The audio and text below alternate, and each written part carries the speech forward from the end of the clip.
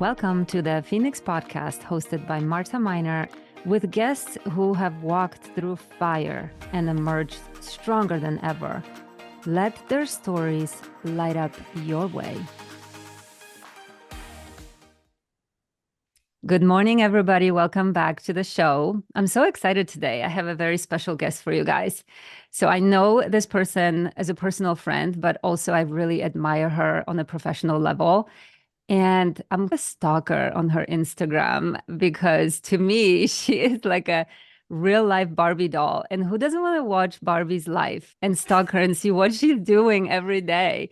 Like, you guys have to check out her Instagram because it's so pink and beautiful and blonde and amazing. And just following her journey is super inspiring. So let me just introduce you to our guest today. Tori Kruse is an amazing person. She's an entrepreneur, author, a highly sought after speaker. And a fun fact about her is she's a former Miss Missouri USA.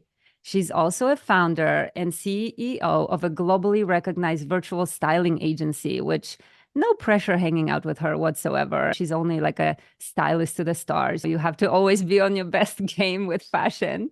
Tori works with high-level women entrepreneurs, helping them align their internal power with their external appearance, which we're going to go so deep into the subject because I love this. Tori has been seen on ABC, CBS, Fox, NBC, E, Insider, and Cosmopolitan magazine. It's probably because she's a real-life Barbie and everybody wants her. So, of course, when Tori is not out speaking at events or meeting with business owners, she's enjoying her home in Scottsdale, Arizona, which I'm super lucky because she actually lives in my town. And she's always making time for things that keep her grounded, which is her faith and family. And I really can testify to that because I know how important it is to Tori. So welcome, Tori, to the show. I'm so excited. We finally made it to this day. Yay. We made it. Oh my gosh.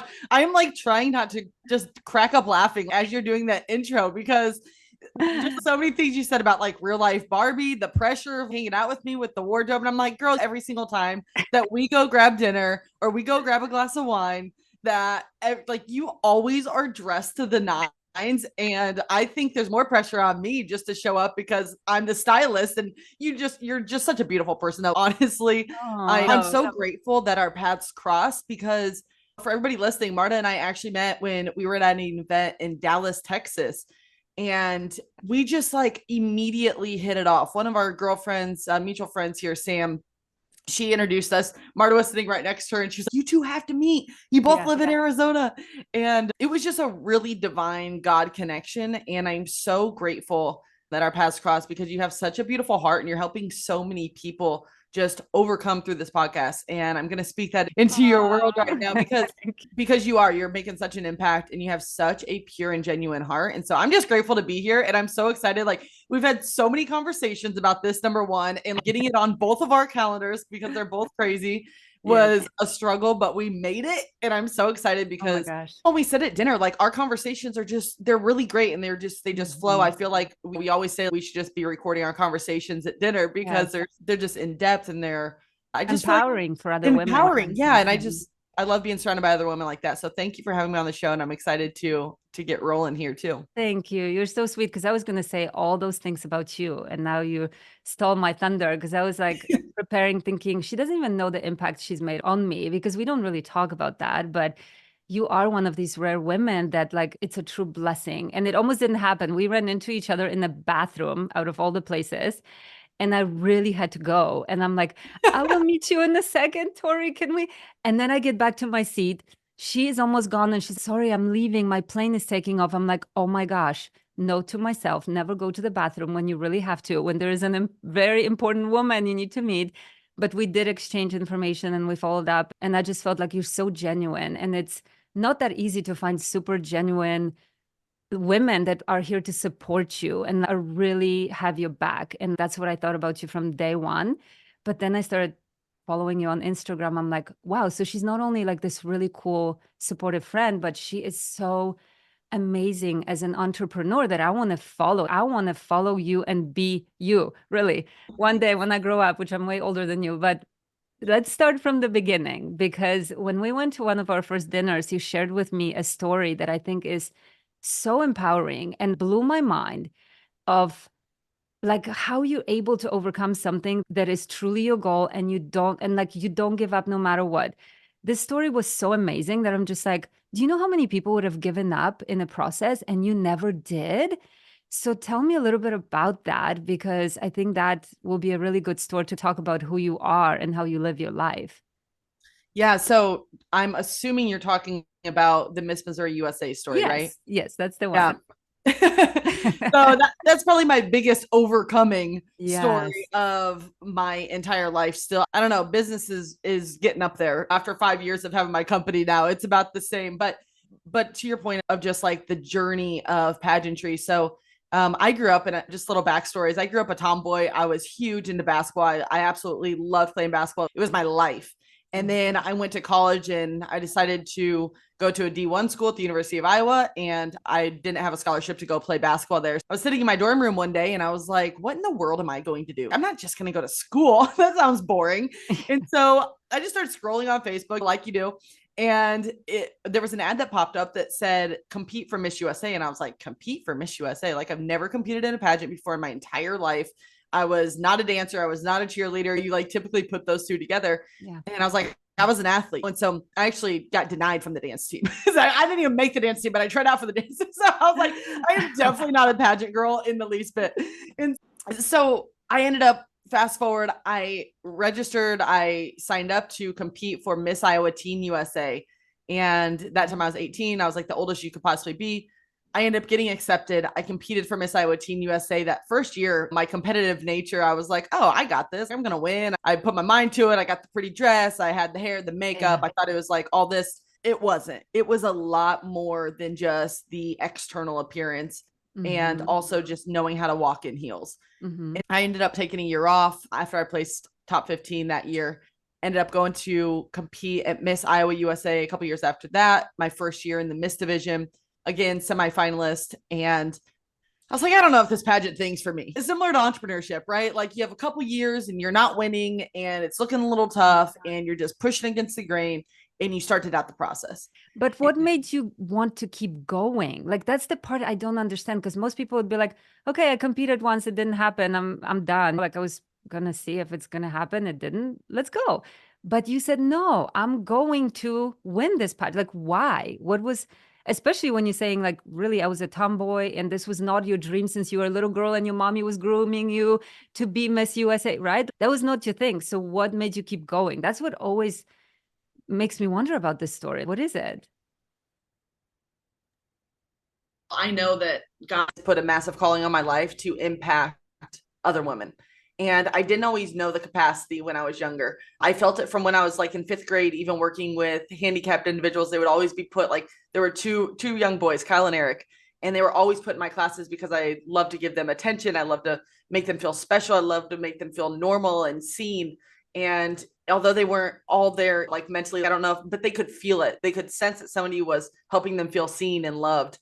And so the school put them in my classes all the way up until they actually had to go to a separate school.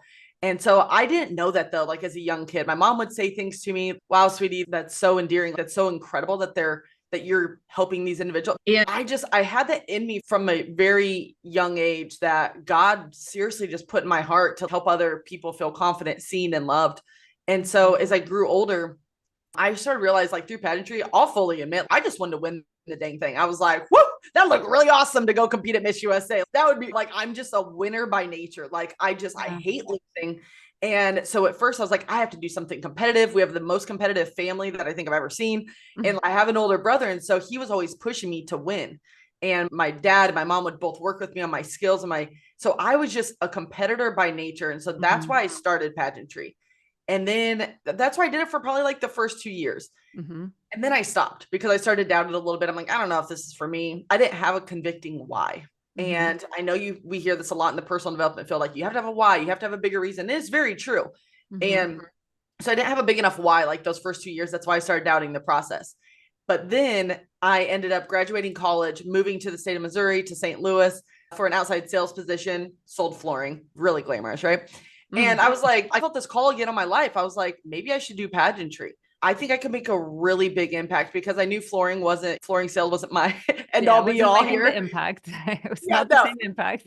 Yeah. And I just always had this thing inside of me. Like I wanted to change people's life and I wanted to make them feel loved and seen. And so I started competing in pageantry again. And I had a coach. I have multiple coaches, but they just kept pouring into me and they just kept asking me. Interviews a huge part of pageantry. And so through that, I had to really become crystal clear on why I wanted to win, because it's always what can the crown do for you and what can you do for the crown? You had to know those two answers. And so it forced me to think to myself, wait, why do I want to win? I can't just go up to the judges and be like, oh, just because I want to win. And so that's when I dug really deep in myself. And I was like, dang, I really want to make a massive impact. And I know that I can make an impact without the crown, but the amount of impact and influence that I can have on young women to pursue their dreams, to keep pushing, to overcome the no's, to just keep going. When I have that crown on my head and I have the sash on my body, it automatically elevates your impact. And I realized that. And then I was on this mission. I was like, I'm going to win this dang thing because I know my voice is loud enough without it. Just imagine what God can do with just this piece of material, this shiny thing on my head and this piece of material on my body. And that's what I clung on to. And so then I started competing again. And so that was the biggest thing, is I really had to get deeply convicted of why God put me on this earth and what the impact that I could make was. It's so powerful. It is so powerful because a lot of times we do things without the why and we fail and then we just give up and we start feeling bad about ourselves. But when you have that very strong conviction that your why is to help other people, you don't give up because it's so much bigger than just you and your insecurities or whatever reasons you have to not pursue your dream. So I love that you made it about other people. And then on top of that, like it probably didn't happen right away, right? Like you still had to go through challenges to get there, right? Yeah, just a few. Yeah, there were a lot. I wish I could say it happened overnight, but it definitely didn't. There were a lot. And as you were just saying that, I was thinking to myself, the one thing that I always held on to every single time I competed, I said, you know what, if I can just help one woman, that's all that matters. Yeah. And did I want to win? Heck yes. Did I do everything in my power to win every single year? Yes. I hired so many mentors. By the time I competed for nationals at Miss USA, I'd worked with over 20 coaches. And so that's another thing that we can dive into, Marta, because I know we both believe in mentorship, but it was like, I was not winning. Like even the first year when I competed at Miss Missouri, I again placed top 15 and I was like, what the heck am I doing? Okay, I have to switch and I have to start hiring the people that have already been there. So I hired 2 Miss USAs, not just one, I hired 2 of them. And then I hired another coach who was a former Miss Arkansas USA. So I had 1 who had won state, and then I had 2 who won nationals, because my ultimate goal was really to win nationals. Because I'm like, man, then I can impact the entire United States and go off to international. So but I was just thinking, I'm like, you know what? Every single time I competed, I'm like, if there are so many girls, young girls right now that are sitting at home that don't have the courage, don't have the support system, don't have the belief in themselves to step foot on this stage. And if I can just impact, gets me emotional, but if I can just impact one single girl, that's all that freaking matters. So yeah, it's worth it. And so then from then on, during competition time, so I get asked a ton, was it really competitive in the sense of comparing yourself to other people? And what's really weird is, like, when I was doing mindset and confidence coaching, is how I founded my business, there were a lot of women who were like, how can you help me with comparison? And I don't know if God put something inside of me. Like, I think naturally, like, we sometimes compare, but God put something inside me where I truly don't compare myself to other women. And I don't know, maybe it's because that's how I can be a light and a vessel for God. I don't know what it is, but like, when I went in there, my mission was, we're doing rehearsals. We're all competitors, quote unquote. But when I went into rehearsals, or when it was lunchtime or dinner time, and this is relating even back to business, you guys, when, like, whoever's listening, when you're going to a business event, I really try to do this still. Now it's really hard because I have a lot of friends now in business that I want to hang out with and sit by a lot of times. But one of the most important things is to meet new people and hear their stories. And there were a lot of women in that room in pageantry, same thing in business, that are intimidated to be in the room, that are nervous to be in the room. There were some times where I was a little bit nervous to be in the room, like the first couple of years, until I was like, I was a veteran in this room. You know what I mean? You get nervous. There's a lot of people who are nervous. And so And I was too sometimes, but I would go and sit next to somebody new every single second that I possibly could on the same day. I would make friends, but I would go sit by somebody new and I would say, tell me about yourself. Why are you here? What are you excited about? What is your goal? Like, why are you even competing in pageantry? And I would just ask them all these questions. Not only would it make them less nervous, it would also help me release a couple nerves too. And you also get to know somebody and they felt comfortable in the situation. So like my mission in pageantry was just so much bigger than just winning the crown. It was just to make a impact. And I still keep in touch with a lot of those women that I used to compete with to this day. There's so much to unpack here. I don't even think an hour would do it. But what I hear from you, first of all, a lot of us think that, oh, pageantry is shallow, right? Oh, you're a pretty girl. You want to show yourself, whatever, pretty. Nobody really thinks about the depth of what it takes, what kind of tenacity and how much work people have to put in to do it. But for anybody listening, if you don't want to compete in pageants, you don't have to take that story and apply it to anything you want to do in life. Because what I'm hearing from you is that, number one, your faith is so strong. And I'm also a believer and I believe in God and we all have a path that we're supposed to go on, right? Sometimes we don't listen. But when you center yourself and you listen, you knew that this is your path. And no matter what, no matter your insecurities, no matter like all these girls in the room that, you know, like usually that's intimidating because we go into comparison, right? But you're like, no, none of that. I am going to achieve my goal, which is helping other women. If the goal was just me showing off and like making sure that, you know, I look pretty, probably it wouldn't happen because you would have given up if it wasn't that big, right? Like for you, it was not about that. It was fun to have a crown, but it was way bigger to have that impact on other people. And the skills you learned in that pageant, I think are helping you so much right now in your business, in your networking. We just spoke a minute ago and I just came back from an event. I met how many, 100 women you said? Oh no, like 200. 200 women? Yeah. Like how do you meet 200 women? I don't even understand. Like, how do you have room in your phone even and how do you follow up? That's another thing is with going to events, I think you probably acquired some skills that not everybody has on networking, getting to know people, connecting, following up, right? Like that pageantry like really changed the trajectory of your life. Yeah, it really did. And I always have to keep a list because if you want to keep meeting more people, if you want to curate more impact in this world too, I literally create a spreadsheet of all the people that I meet, where I meet them, their email, phone number, Instagram, any story they told me. One of the biggest things is I love relationship capital. I love developing relationship with people. And one of the biggest things is I have a note section and I even have a lot in my phone and like their contacts too. But if they tell me something about their kids, if they tell me their age, if they tell me any important life events that are going on, something that's even not business related, right? Honestly, I would rather it not be business related. I'd rather it be personal. And then I make I'll put reminders in my phone to text. I just did this yesterday. I put a reminder in my phone to text somebody's getting one of the gals are getting married in a couple weeks.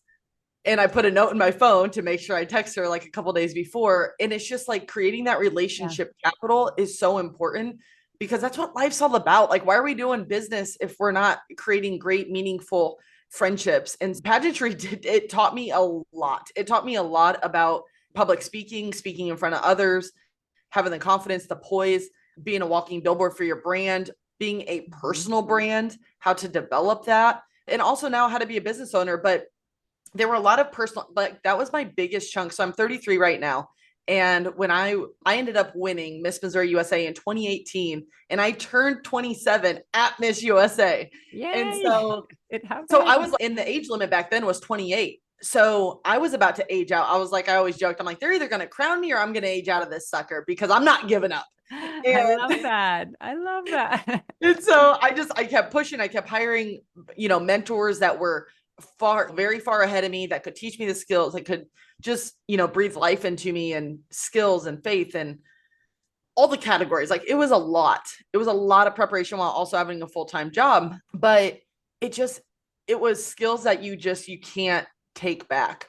And now what's interesting, we were talking a little bit about your why, but it was a massive personal development, like 8 years of personal development. Actually, my book right here, Unexpected, you can purchase it on Amazon, by the way, but my book is all about the first 30 years of my life. So you will see everything from the personal development side of it, like limiting beliefs, overcoming challenges, to relationships, to the exciting parts of Miss USA, to starting my business. There's all of these things in there that literally I learned through the first 30 years of my life, through playing sports, competing in pageants, going to Miss USA, starting my own company.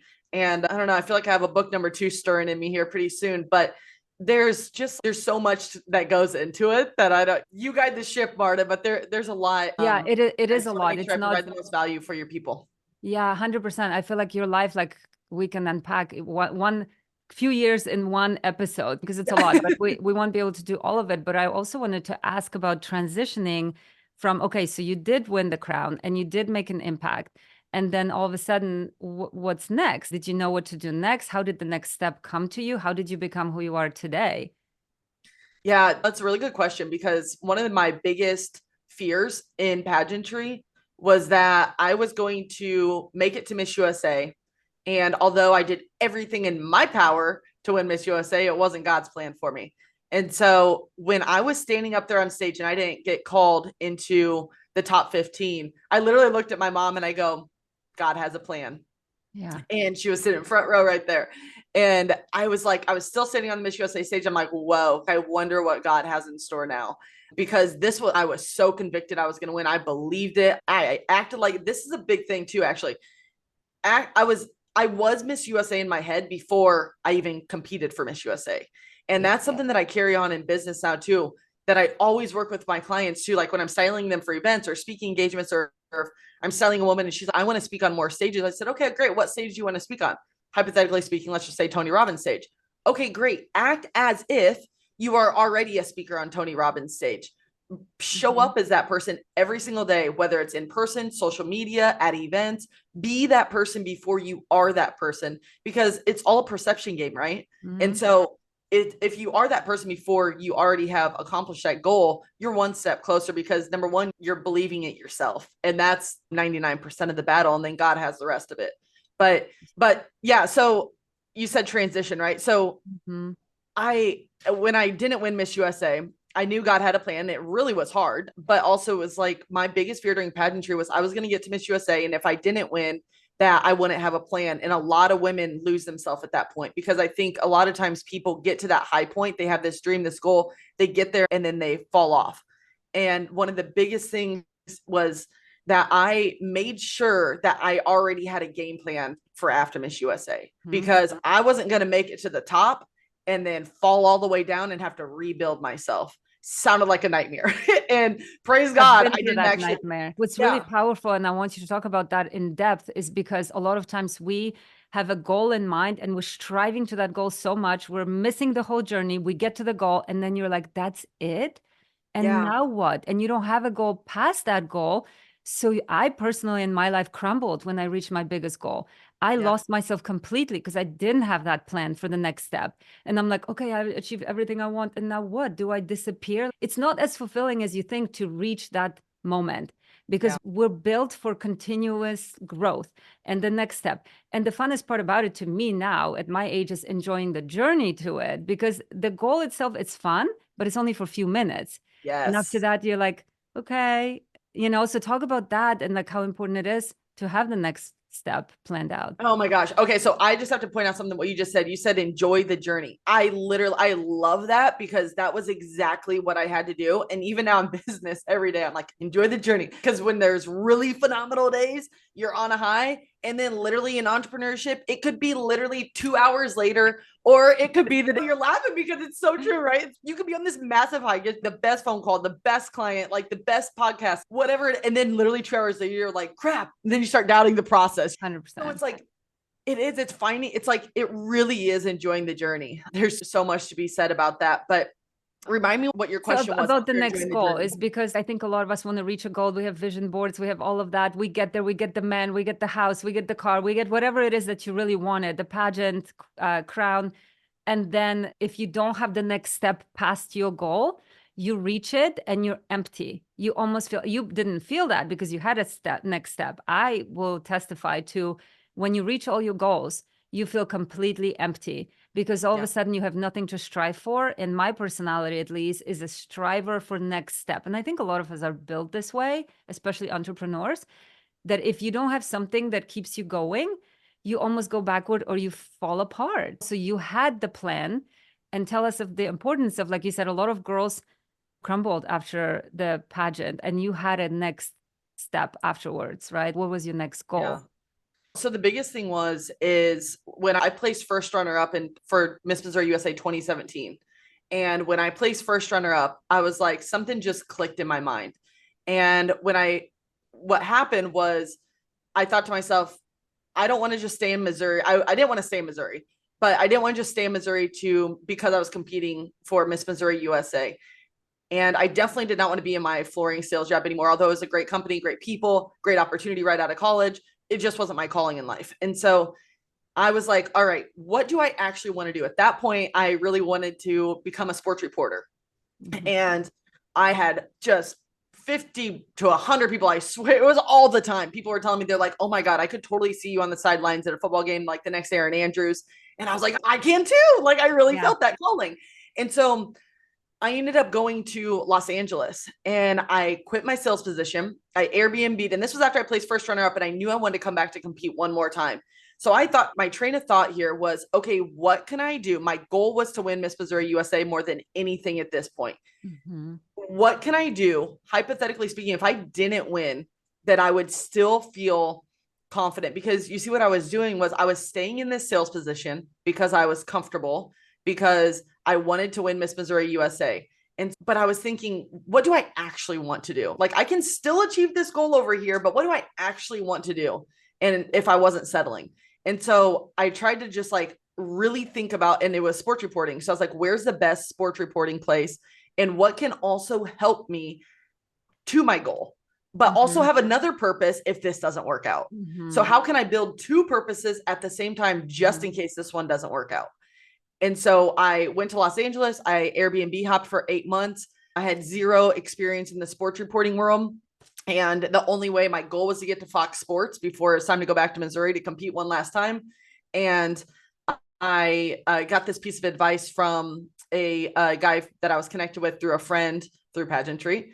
He works at ESPN, and he was like, go on LinkedIn and connect with every single person you can possibly find in the sports reporting industry. I don't care what they do in the sports reporting world. Just connect them on LinkedIn, send them a direct message once you connect, and ask them if they have 5 to 15 minutes of their time where you can jump on a phone call, pick their brain that you're new to the industry, or if they have time to meet for coffee for 30, 40 minutes, mm-hmm. if they're in LA.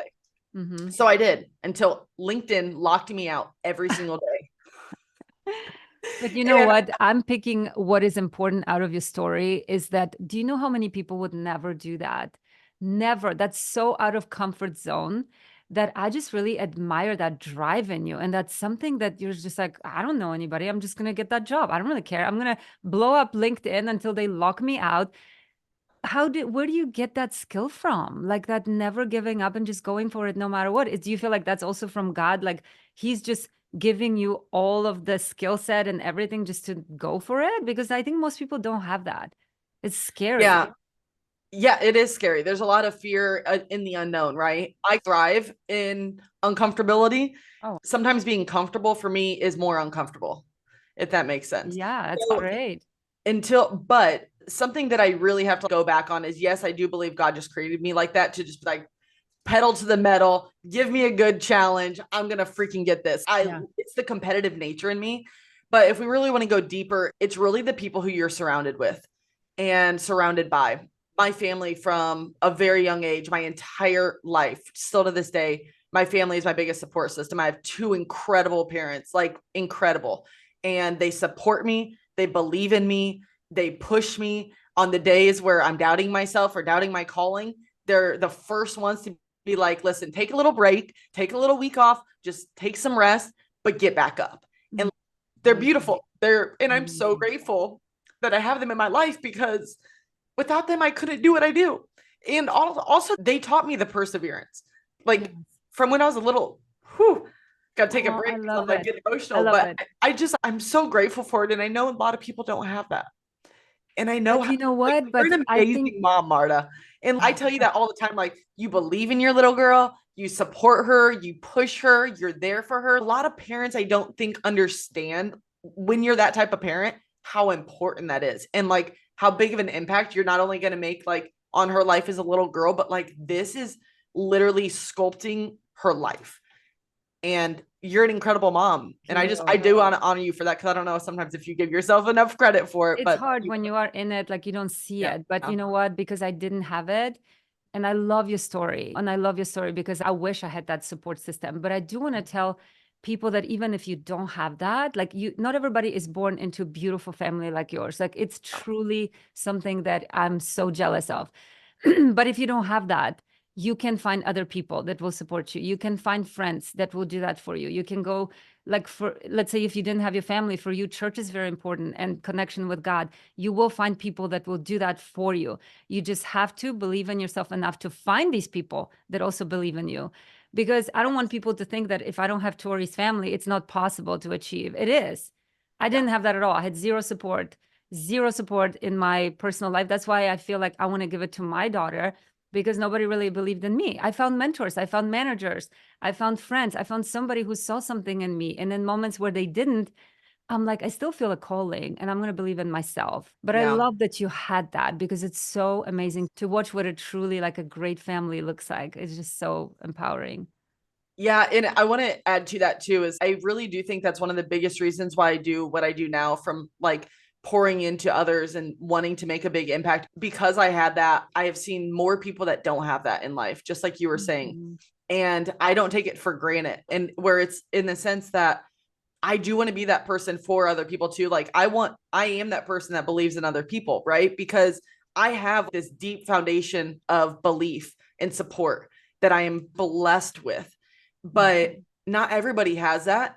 But also, if you do have it, I think there's a lot of times where finding mentors is huge. And even if you do have it, I've been extremely blessed with a great support system my whole life. But I will also say it's been extremely crucial to my success that I find other people that believe in me too. Mhm. Because although my parents believed in me, they're still my parents. Yeah. And it's important now. And I found it more important in business than anything else, where I have found other mentors who have strengths in other areas that, like, my parents will always be my parents. They're supportive, they believe in me, but having the mentors who have been where you have been. My parents were entrepreneurs too on top of it, but there's other mentors, and I still think it's extremely valuable where you don't get caught up in the people who have believed in you your whole life. Don't stay there. It's Mhm. okay, be grateful for it, but move on, and also have that, be blessed, Mhm. but also Mhm. move on and have other mentors who believe in you and support you and encourage you and pour into you and give you the skills and knowledge in these different areas of life. And I just want to give people permission that it's okay to not only lean on your parents or lean on your past support system, and find, in addition to that, a new support system that is in this new life that you have, because it's Yeah. very important. 100%. And I feel that from you when I'm around you. Every time we hang out, I feel very supported and I feel like you have my back. And we're not like, we haven't been friends for years. We're newer friends. And I still feel that. And I think it comes from the fact that you get so much of it from your family that you're willing to give it out to people that you believe in. Or I don't even know if you believe in me or not, but maybe you're like that with everybody. That's the skill that I think some of us that maybe didn't get that from our family, it's harder to give it when you haven't experienced that before. And I really always felt so supported by you. So it's like a beautiful thing. What your parents did is spreading through a lot of lives, because you're impacting women, even though I never told you that, but you inspire me in so many ways when I look at your life. Because first of all, I'm like, if she's doing it, then I can do it. If she can look like this, I can look like this. It's just clothes. I can figure it out. And I had a conversation with another friend of mine about jealousy between women. It's switching topics a little bit, but I want to get into it because you were the person that kind of switched my mindset. So in the past, like I would always go to events or anything, and I would be like, oh my gosh, this woman shows up and she's better than me. She is prettier than me. She's better dressed. She has better career, whatever, right? Like you compare. And then I switched my mindset and I said, what if people that show up to my life in my life are just guiding posts to show me what's possible? They're not Yeah. here to compare. Tori showed up in your life to show you how beautiful you can look and how you can dress yourself. She's only here to show me what's possible. So she's not a threat. She is a possibility that I can create in my life. And then the jealousy goes away because I'm like, I can be like Tori. I can just upgrade my skill set and be like Tori. And then when you are around women that have something you don't have, instead of jealousy, you feel inspiration. You feel like maybe Yes. she's here to show me the path. You know what I mean? And it changes everything. And you did that for me. I stalked you on Instagram and I'm like, I know you in person. You're really cool, but you show up on Instagram so glamorous and so beautiful. And I'm a mom. I don't dress up. I go to pick up my daughter from school to school activities, and the fanciest place I go is Whole Foods. Where am I going to dress up? I don't do very many things.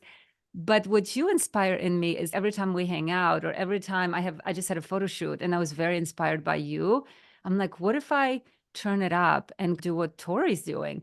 And I had so much fun. I had the best photo shoot of my life because I was thinking, would Tori approve of this outfit? And I'm like, I think she would. Oh, And it helped me. We need to find mentors in our lives. If you don't have somebody like that, reach for Instagram, reach for other people because it's 100% possible to change yourself into that person. You can be a yeah. frumpy mom that wears sweats all day long, and you can pull off that sexy kitten if you want to. It's all possible. And that's what you did for me.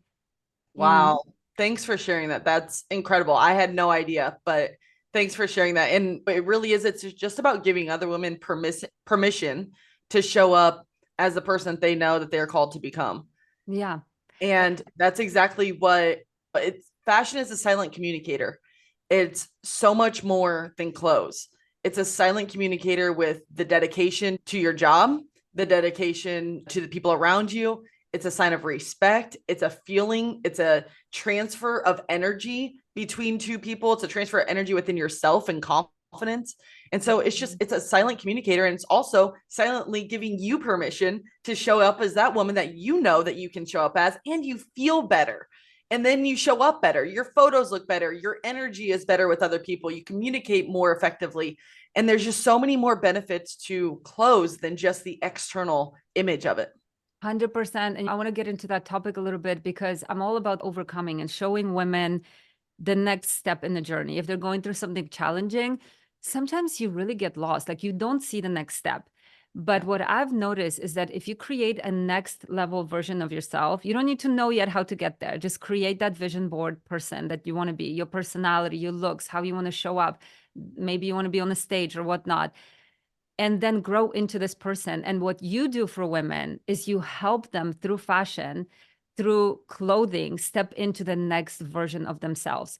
And sometimes I think they don't even know that version exists because we all have insecurities, right? So somebody may be overweight, somebody feels like they're too short, somebody struggles with their hair, whatever. We all have something. And then when you come in with the fashion, and I bet you that's the experience a lot of women have with you, is that they get dressed and they're like, that's me. Like talk about it a little bit, how fashion is not just superficial. Like I always thought it's superficial, but it's not. I feel like after talking to you, I realized that allows you to be the better version of yourself and show up differently in the world, right? Oh my gosh, 100%. Just like I just mentioned, it's a complete transfer of energy and confidence. It's a feeling, it's more internal than it is external. And I think a lot of women hide behind their clothes because of something with their body, or because they think they're going to be too much, or they think they're too dressed up and somebody's going to judge them. Whoever told you that you're dressed up too much? There's something in My going back to like, boss told me that when I was in corporate. He said, "Why are you always dressed so nice? Why you always wear high heels?" I'm like, "Because I'm a classy lady." I don't know what kind of question is exactly. that. Yeah. And you don't have to answer to him. And Yeah. the thing is, that's what happens with so many people, is that somewhere somebody told them what your boss told you. And then they carry this with them for so long. And that's why when I work with women, it's really just it's an internal transformation journey too, because just like that, if we were working together for a shoot or for an event styling or for everyday styling, I would literally have just asked you that same question, like, who told you that? And then we would unpack that and we go through that until you have a switch in your mind to realize that was the one thing 10 years ago somebody told you something that was holding you back to becoming that version of you, just Mhm. because a boss told you that you dress up too much, which is very it's very important because that's part of your journey and that's what's holding you back. But identifying those limiting beliefs are so impactful and so huge. And I just have to say too, like when you're talking about going into the room and being dressed up and the other women and everything and jealousy, it's so fascinating to me because a lot of women sometimes can look at other women and be like, wow, she looks so put together. She looks so classy. She looks so glam. There's always something though. She's human. There's always something that she's going through underneath the clothes, underneath her smile, underneath her $1 million business. There's always something that's below the surface. And I, like we were talking about before, like with my parents giving me the support and the belief, I see the light that God has put in every single person. And the second that I start to judge, the second that I start to become jealous, the second that I start to compare myself to somebody else, I literally sit there for a minute and I said, how does God see them? And that is exactly how I try to go into every single room. And obviously I'm human. I don't do it perfectly all the time at all. But that's what I try to think, because you make nobody, when I first saw you, Marta, I would have never, ever guessed that you were looking at me thinking, oh my gosh, I would want to dress like her. I'm telling you, like, Marta dresses like stunning. She is a beautiful, gorgeous woman. Literally, when I saw you walk in the hallway, I'm like, oh my gosh, like you are absolutely drop dead gorgeous. And you are, and people notice that, but sometimes you don't see it yourself. And so it takes other women around you. It's so important to be surrounded by other women who do see that. And it's not a jealousy game. It's not just, I'm not just pumping you with false information just to boost your confidence. No, this is true. And this is who God created you to be. This is how God sees you. And this is the light that you carry and the impact that you carry. And just having a support system of women around you that sees that and believes in you is worth everything. Worth everything. Yeah. I think I discovered that at that event, because I come from corporate world where it's dominated by males and you're just a pretty thing to them. And back then when I worked there, it was like before the Me Too movement. So all kinds of crazy stuff was happening. And then I was in real estate most of my life. So it's very male dominating world as well. Yeah. Then I go to this event and I find women like yourself and a couple other friends that I brought home with me on my phone. And I've connected to the level that I've never understood friendships can do that another powerful, beautiful woman can take her time to pour into you. That has never happened to me. I'm only had friendships that it's either like some jealousy or you're too far up, let's bring you down, like all of that kind of stuff. You don't thrive in that. But when you're in a community like of women that are also, they're all going for it and they want to support each other, you feel so held and so supported.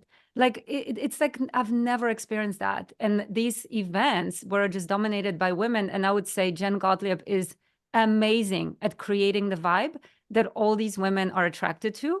I meet the most incredible people. And I'm sure there are other events. I'm going to Powerhouse Women in August. I'm not sure if you're going or not, but that's another event that I'm assuming will be just that, like a lot of amazing women supporting each other. And I really encourage everybody, if you don't have a support group, because I didn't. I moved back to Phoenix by myself, going through a divorce. I'm like, what am I doing? Yeah. And then I went and searched these women. Tori didn't just knock at my door. Hey, Marta, you have to go put yourself out there and be open to other people, even if they intimidate you. Like she was so beautiful. And I'm like, she's a fashion stylist. Don't talk to her because she's going to make fun of your clothes. That's what I thought.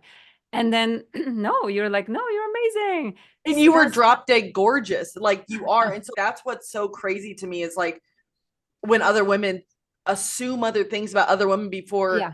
And so this is actually one of the biggest reasons why I do what I do with styling is for this exact thing. So whenever I'm working with a woman, I always say, if you're ever wondering what to wear, only have one piece on your body that's a conversation starter, at least one.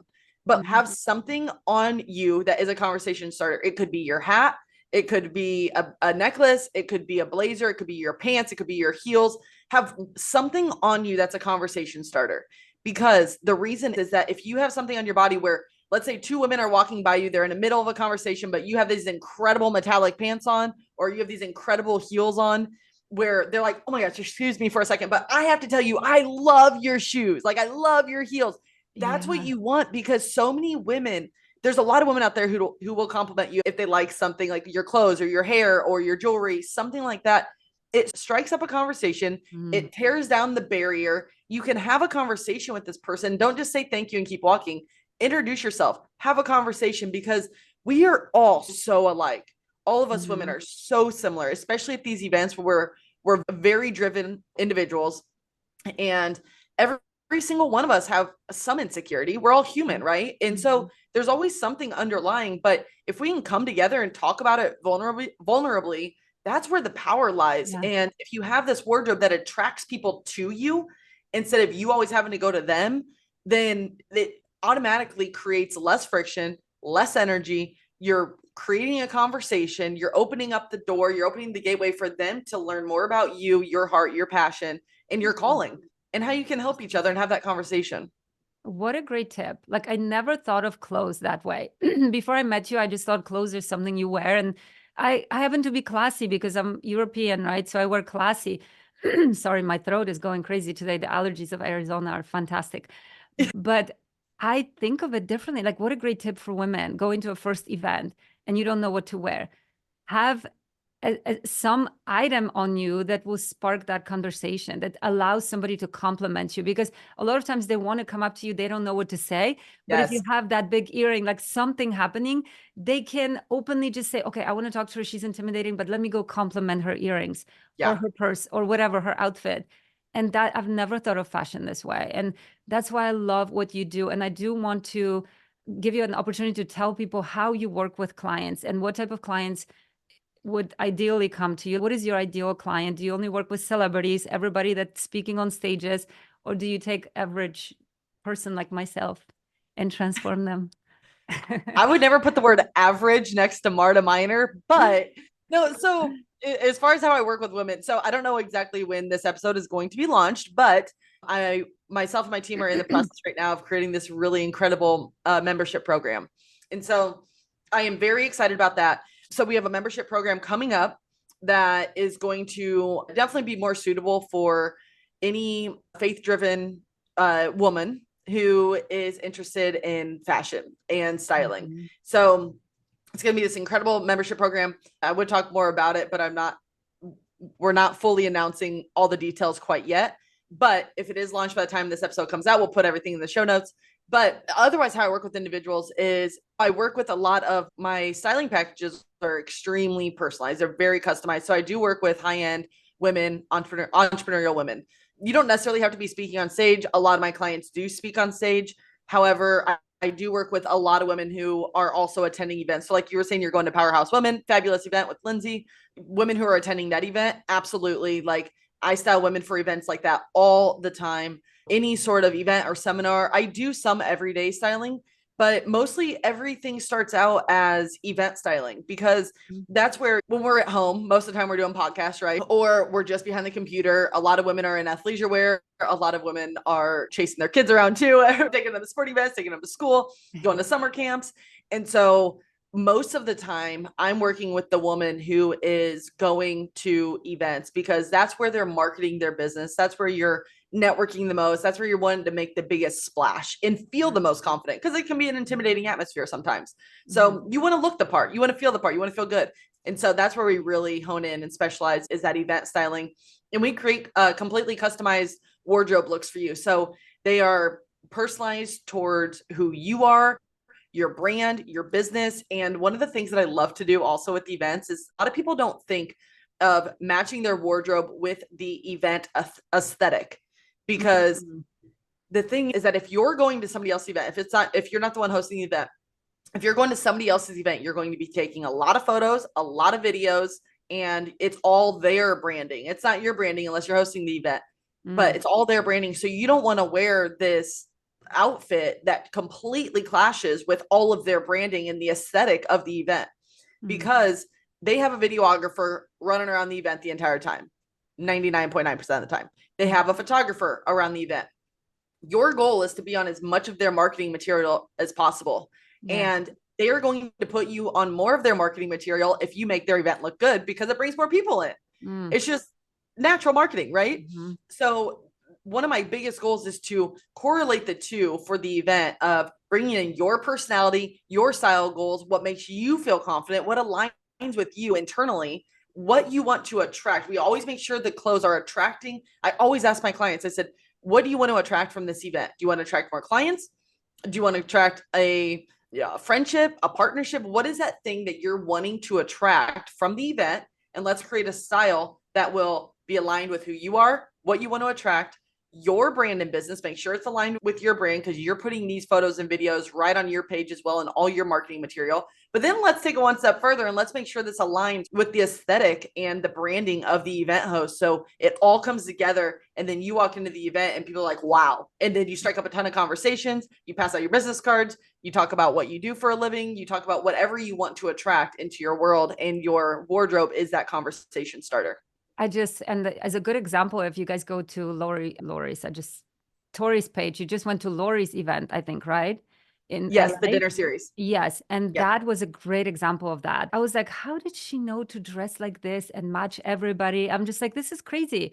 First of all, how do you even know what the vibe of the event will be? How did you know to show up like that? Do you, as a stylist, go and reach out to the host and find out? How do you style your client? How do you know it's not going to be all black? Because you guys were all like flowery and pink and beautiful, right? Like, how do you know that? Yeah. So a couple things. So I actually partner with event hosts and create style boards. So I partnered with Chris and Lori for all their events right now, pretty much all of them.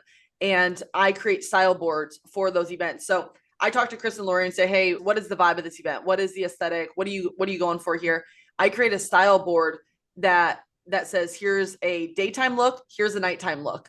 And so I partner with the event host. I create, myself and my team create these style boards. And then Chris and Lori send it out to all of the event attendees and said, hey, we partner with our stylist, Tori Kruse. And here's a style board to help you how to dress for the event. Amazing. So this gives the event attendees a lot of confidence knowing, oh, okay, this is very helpful. Now I know what to get for the event. But if I am not partnered with the event host and you're going to an event, they don't have a style board for the event, you just got to, number one, that's something that myself and my team do, is we do all the research. You tell me what event you're going to, you're hands off, you go do your purpose, you work on your business. I take care of that for you. But if we aren't working together and you're just going to an event, go do a lot of research. What we do is we really research the event on social media. We look at their website. We look at past event. We look at past videos from the event. We look at the event host Instagram and any other resources that they have, their books, their podcasts, anything about the event host and the event. We just do a really deep dive on it. And then we also make sure we are very certain of what time of year it is and where it's located. Because August, for instance, with Powerhouse Women is in Scottsdale here, and it's going to be blazing hot. So although it's inside, you're still in Arizona, so it's going to be really hot. So you might want to pack some layers. So we're very intentional about doing the in-depth research on the event, what the aesthetic is, what they've done in the past, their goals for the future, focusing on the event host, also the location. Are you going to be speaking at the event, attending the event, standing a lot, sitting a lot? Do you have a wardrobe change? We cover all of this for you, but those are the things that we really focus on if you want to implement it yourself.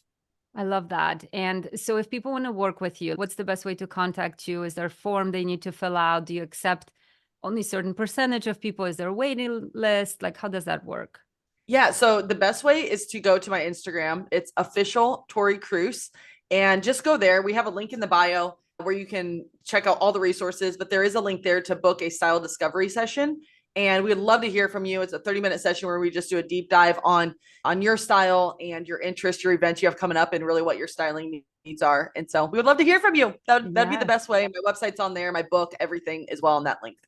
Amazing. And then we don't know yet when this episode will air, but at some point you will have ability to work with people that may not be able to afford that kind of a personal styling.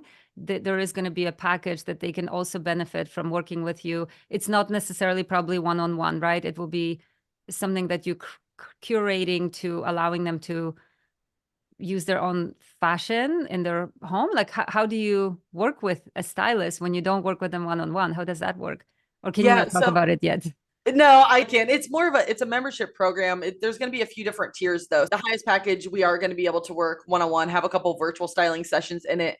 But the other part of it is more just like the styling trends, tips, how you can transition from summer to fall, but keep your same wardrobe and maybe just add a couple pieces. We're going to do potentially some group Zooms, have some speakers come in. There's going to be a fashion concierge. It's really going to be a robust program that we're really excited to launch, like very excited. It's going to be incredible and just hopefully impact more women, because we understand that not everybody was at the tier that our personalized custom wardrobe looks are at. but we still want to make sure that more women are feeling confident for their events. Yeah. And I think that is also very powerful because, like I said, I got a lot of tips just by watching you, like traveling, like you post little videos like, this is my travel look. I'm like, oh my gosh, that is her travel look. Okay, great. So now we need to go and upgrade everything. So, because when I travel, I'm like comfortable, but you're comfortable, but very fashionable, right?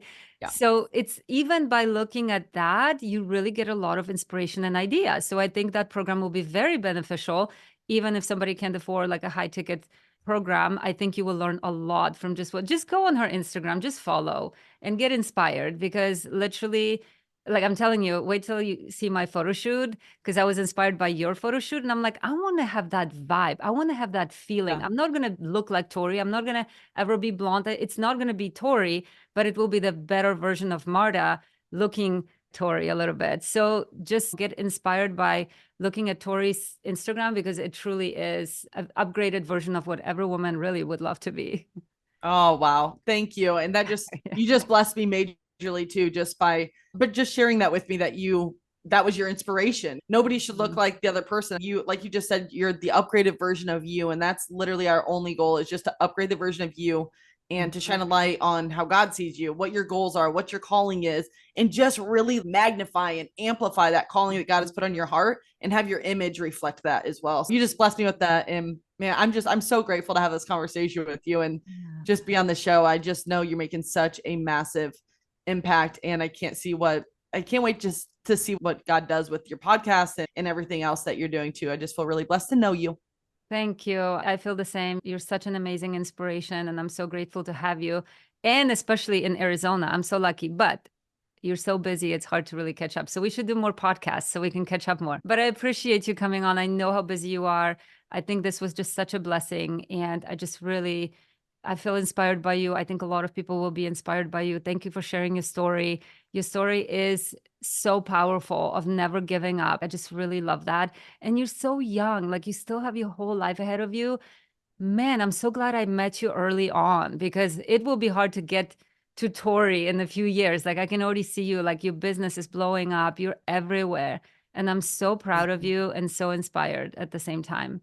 So thank you for joining me today. I loved having these chats with you. Hopefully we'll do it again soon. Yes, we most definitely will. Thank you so much, Marta. I just adore you, friend, and love you to death. Cannot wait to catch up in person too.